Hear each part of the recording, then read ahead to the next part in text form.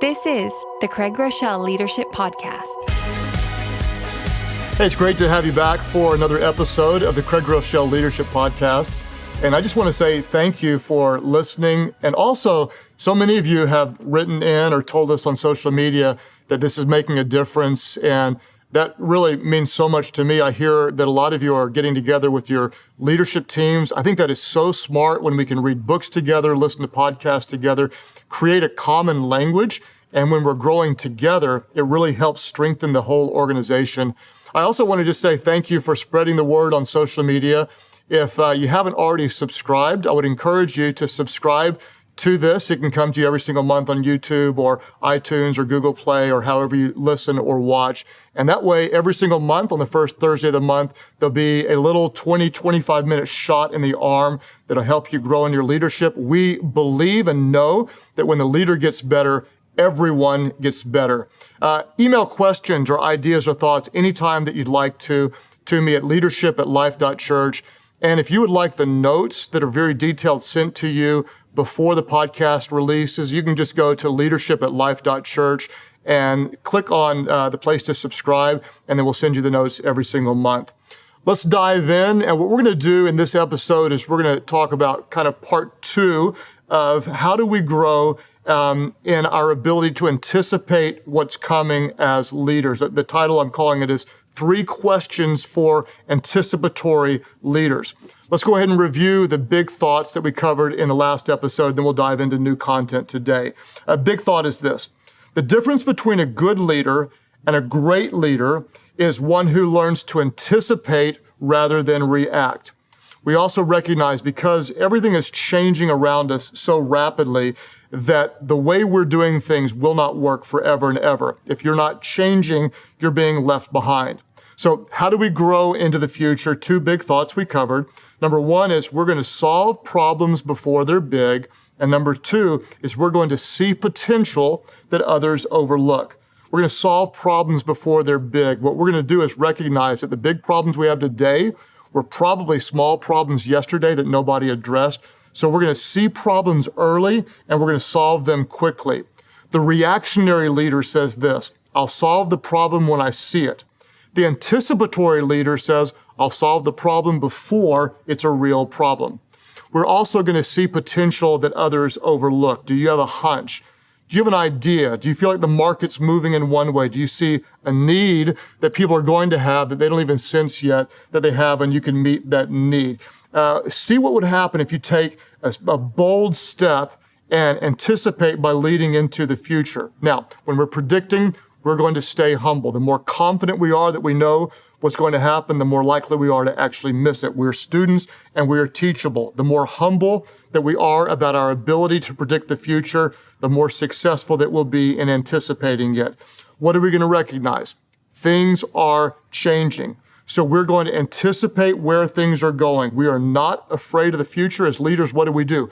We create the future. We anticipate where the market is moving, what kind of needs people have, and we make decisions today that will thrust our mission forward in the future. So let's dive into new content today, and we're going to try to answer the question, now, how do we do this? Okay, if we're leaders and we want to anticipate where things are going, how do we grow in our ability to anticipate? Let's talk about the what, the why, and the where. Thought number 1 is this: we need to see what is happening. It seems obvious, but I don't want to pass by this. We need to become very good at honestly assessing our current situation. We need to excel at situational awareness. What is the true current state of your organization? What is the true current state of your mission, of your nonprofit, of your marketplace? What is the true current state? And we have to work very hard to be honest, because let me just say it this way: nobody lies like leaders, okay? Those of you who are natural-born leaders or entrepreneurs, you tend to be optimists, and because of that, you like to see what's good. You often have a difficult time telling the truth about things that are not working. And we as leaders, we want to believe that we're succeeding. We don't want to believe when things are going wrong. And so we have to work really, really hard at this. For example, I have 27 leaders of local churches that report to some people who report to me. And so we get together 4 times a year and we work on assessing and developing their leadership. Well, I asked them to rate the momentum they had at their current locations on a scale of 1 to 10. Here's what was interesting, is those who rated themselves 8s, 9s, and one guy even rated himself a 10, all those people were actually lowest on my scale of looking at real numbers. And this is a very common principle. Those who are actually struggling the most often have the most confidence about just how good they are at what they do. In fact, there was a whole study in 1999 that came out about this thing where people overassess their confidence, especially when they're on the lower rung of skill or ability. We have to work very, very hard to accurately assess where we are in the whole organization. So how do we do this? As leaders, I want to encourage you, analyze everything. Analyze everything. Look at your product lines. Look at individual stores. Look at the culture and the health of your teams. Look at the state of mind of your leaders. Look at your leadership pipeline. If you lead a church, look at the ratio of people who are in small groups. Look at the front door, those who are new coming in. Look at the back door, how many people are leaving. Look at your process and systems of assimilation, how you get people involved. Look at your culture of generosity. Look at the diversity of impact. Are you reaching different age groups or different ethnic groups? Look at the quality of your leaders. Look at the spiritual climate. Look at everything. Look at the numbers. Look at what you feel. Look at what people say. Look at what people don't say. You want to analyze everything, the feelings, the culture, the mood, and the climate. Then you don't want to just look at what is happening inside your organization, but you also want to look at what's happening outside of your organization. Because what's happening outside will eventually impact what you do inside. I want to look outside of just the ministry world, and I want to see as a leader what's happening in all sorts of other spheres, because eventually that will either impact how I think or it will impact what I do as a leader. For example, I'm studying some different things about how people relate or consume. I'm looking at social media, how people relate to each other, because that ultimately impacts what I do in leadership. I'm looking at evolving values. How do people behave? I'm looking at attention span. How do people learn? I'm looking at consumer purchasing. How do people consume? I'm looking at schedules. What do people do with their time? I'm looking at education, how people learn. We want to see what's happening on the outside because that will impact what we're doing on the inside. And we want to accurately assess our current state. Where are things good? Where are they not good? Where are we hitting it? Where are we not hitting it? And we really have to work hard to tell the truth. Leaders, please listen to me. Do not lie. Look at the numbers, look at the data, face the truth. How are we doing? And that's where we start. What is the current state of your organization? So number 1, we want to see what's happening. Number 2, we want to understand why it's happening. See what is happening, then we want to understand why it's happening. In other words, if something isn't working, why is it not working? This is so important. The flip side is true as well. If something is working, we want to know why it is working. I like what my friend, pastor, and teacher on leadership, Andy Stanley says. He says, if you don't know why something is working when it is, you won't know how to fix it when it's not. Powerful quote. Why is this not working? Why is this working? So if you're stalled, why? Is it because you have a weak leader, a bad location, average customer service? Why? If you have a product that's lagging, why is it lagging? Is it because you lack marketing? Is it because the competition is beating you? Is it because your market lacks awareness of what you have? If your ministry is flat, why? Is it because you're insider focused? Your people are not friendly? You're not teaching vision and passion? You're not building disciples? You've got an incompetent leader? Ask yourself why. I like this Ralph Waldo Emerson quote. He said, "The person who understands how will always have a job. The person who understands why will always be his or her boss." Why are things happening? Now, when you want to assess why things are working or not working, what I want to do is I want to encourage you to ask 21 questions. Now, you may say, why in the world would I ask 21 questions? Let me unpack this with a story. I had a hurt shoulder, and I was talking to one of the best trainers, a doctor that I know, and he started asking me questions about my shoulder. I thought this is probably a relatively simple injury, and the diagnosis is probably pretty obvious to him. But he asked me question after question after question after question. After about 15 questions, I thought, certainly he's through. Then he kept asking questions and kept asking questions and kept asking questions. And finally, he said, here's what's wrong with it and here's what you need to do. And so I asked him, when did you have the diagnosis? And he said, well, honestly, before I asked the first question, I had a hunch about what was wrong, but I've trained myself never to go with what I think is true. I'm going to exhaust every question that I can possibly ask and ask with a very open mind so I don't make any wrong assumptions. I listened to that and I wanted to write down every word that he said. And he said, I trained myself to ask 21 questions. And so I asked him, why 21? And he looked at me real seriously and he said, because 21 is more than 20. That's why.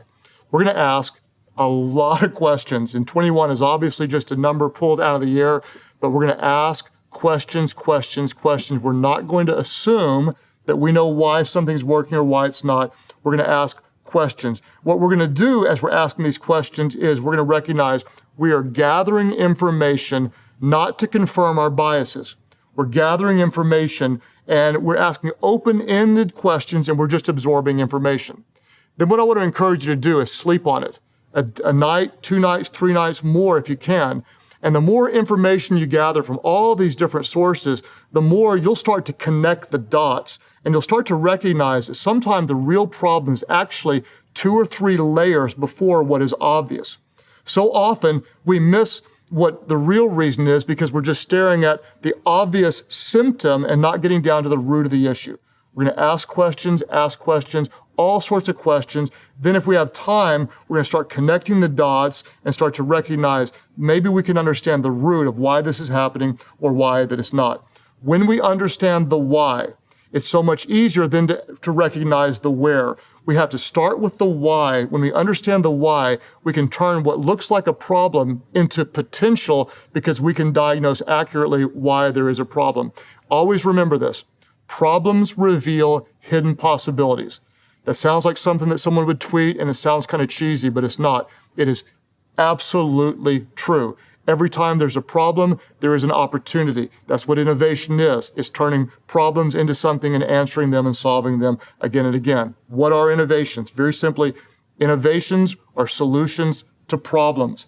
Every time you see a potential problem, ask yourself, how can we solve it?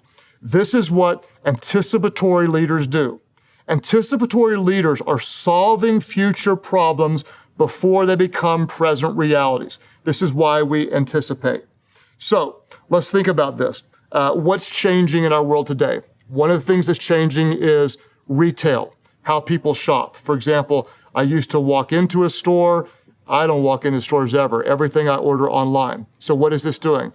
This is creating a problem for retailers.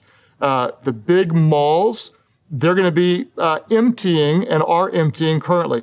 Big box stores. This is a problem if you're in retail, but what is this? This is an opportunity for someone else. In fact, as someone who is starting churches around the nation, we just made 2 different offers on big box stores because the prices are going down, their availability is going up, and I see opportunity like crazy. What's a problem for some can be an opportunity for someone else. Also, what is a problem in my world? Schedules are so busy right now. Those of you who are trying to utilize volunteers and maybe have ministries, the weekends are crazy busy. This is a problem. In my world, people almost don't have time to come to church. I know they should, but the reality is when we look at it, they're at soccer, they're at dance, they're at football. The church isn't that big of a priority to them. So I can whine about it, complain about it, or I can do something about it. Problem leads to opportunity. At 4 of our different locations, we have test services on Monday night. Monday night, can you have church on Monday night? I've never heard of it before, but at these 4 different locations, it's actually going really well because this problem led to a new innovation. Don't complain about it, do something about it. Every time there's a problem, look for what is the solution as we anticipate where society is going. How can we see a way to reach people or to meet needs that they're going to have in the future? Here's the way I like to say it. Here's just a little formula. Problem plus reaction equals solution, right? This is how most people do it. I've got a problem, so I react to it, then I have a solution. Here's another way to look at it. Anticipation plus problem equals innovation. Anticipation, I see something coming. Oh, there's a problem, equals innovation. Let me say it again. I hope this will speak to somebody. This is the normal road. Problem plus reaction equals solution. Here's something better. Anticipation plus problem equals innovation. So what do? Number one, see what is happening. Number two, understand why it's happening. Number three, we want to interpret where it needs to go. Where does it need to go? And this is what sets good leaders apart from great ones, okay? We don't just understand what, not just why, but where things are going. Now, when you have a hunch and you think you know where things are going, remember, you are not going to be right every single time. Nobody is, and that's okay. If you're waiting around until you're 100% sure to do something, you will always be too late. Let me say it again. If you're waiting until you are completely sure, you will always be too late. When you have a theory, chase it. I would suggest, just as a discipline, that you start creating theories about where things are going in society. Just create theories. I have some theories. I'll share some of my theories with you. I may be dead wrong. You may laugh at me and argue with me, and you may be right. Probably you are, but I'm creating theories. I think the younger generation might start rejecting social media. It's just a theory. I think Facebook is already for old people. Vine died, and it seemed like overnight. I think the younger generation might get tired of it and might reject it, or certainly change how they use it. I think car ownership may be a thing of the past, especially in big cities. I think that people will essentially get like self-driving Uber cars, and it's going to be cheaper than owning them. I think car ownership may be a thing of the past. I think that higher education is becoming too expensive, and the return on investment is not what it used to be. I think the way people prepare for the job market in the future is probably going to change. Clothing, I have a theory that within the next few years, most everything will be custom ordered. That a computer will look at your size, they'll make one piece of clothing, and it'll come just for you. I think the grocery store knows what I'm ordering all of the time. My order is already delivered. I think they're eventually going to anticipate what I need, when I need it, and send it to me. These are my theories. I could be dead wrong on all of them, but here's what I'm doing. I'm training my mind to look at what is happening, why it's happening, and then anticipate where it's going. I like what this doctor said, a Nobel Prize winning doctor. He said, innovation is seeing what everybody else sees and thinking what nobody else thought. I love that. It's seeing what everybody else sees, but it's thinking what nobody else thought. Train your mind to go beyond what is, not just what, not just why, but where you think things are going. Then do something about it. Are you going to make mistakes? Yes. But you are a bold, courageous leader. When we make mistakes, we're going to make aggressive mistakes. We are not going to make passive mistakes.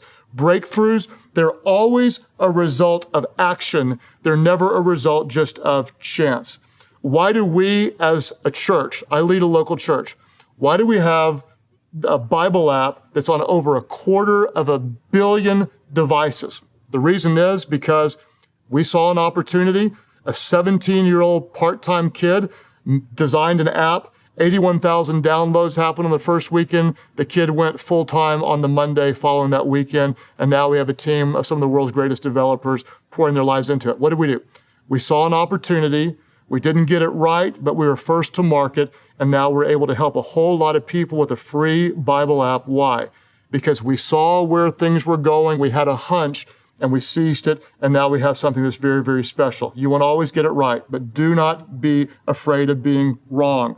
You can actually fail your way to success. Don't be afraid of change. Remember, hidden in change is always an opportunity for those who have eyes to see it. Let's review. What are we going to do? We are anticipatory leaders.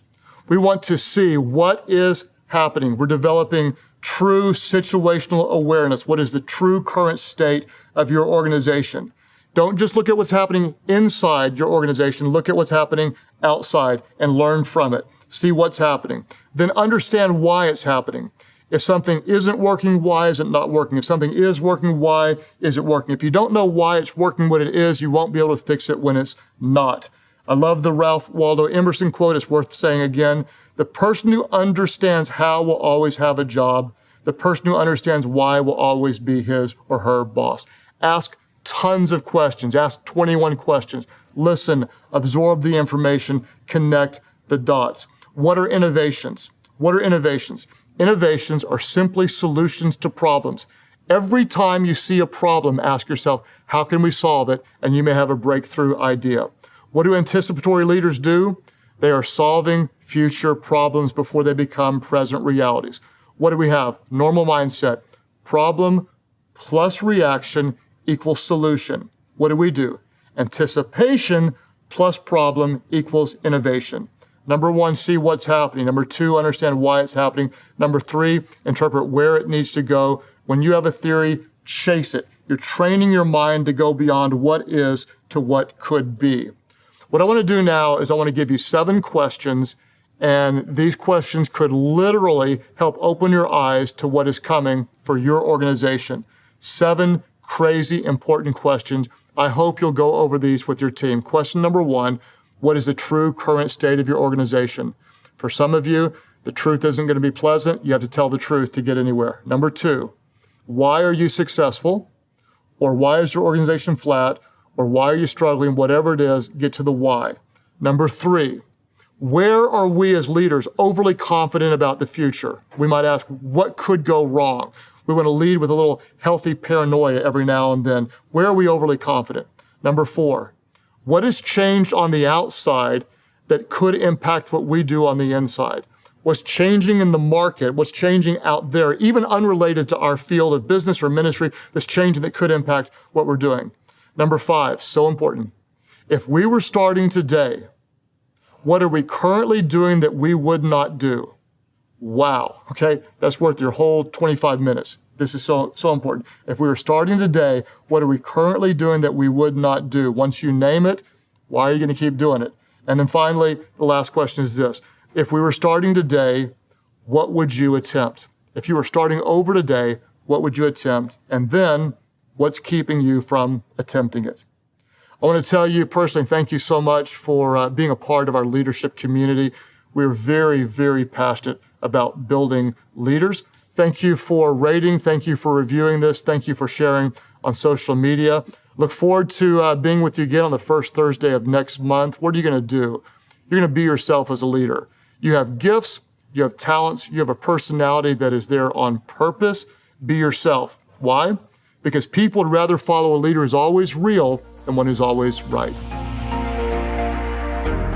Thanks for joining us here at the Craig Groeschel Leadership Podcast. If you would like access to show notes or additional resources, just go to Life.Church/Leadership Podcast. And while you're there, you can sign up to have all of these resources sent directly to your email inbox every time we release a new episode. Craig's latest book, Daily Power, 365 Days of Fuel for Your Soul, is in bookstores now. We grow best when we practice daily. In this book, you'll find insights you can apply directly to your marriage, your workplace, your family, and decisions you make every single day. Pick up your copy of Daily Power by heading to CraigGroeschelBooks.com. And if you're enjoying this podcast, please let us know and help us spread the word by giving us a review on iTunes. And if you have a question that you would like Craig to answer on an upcoming episode, send it our way at leadership@life.church. Thanks again so much for joining us, and we'll see you next time here on the Craig Groeschel Leadership Podcast.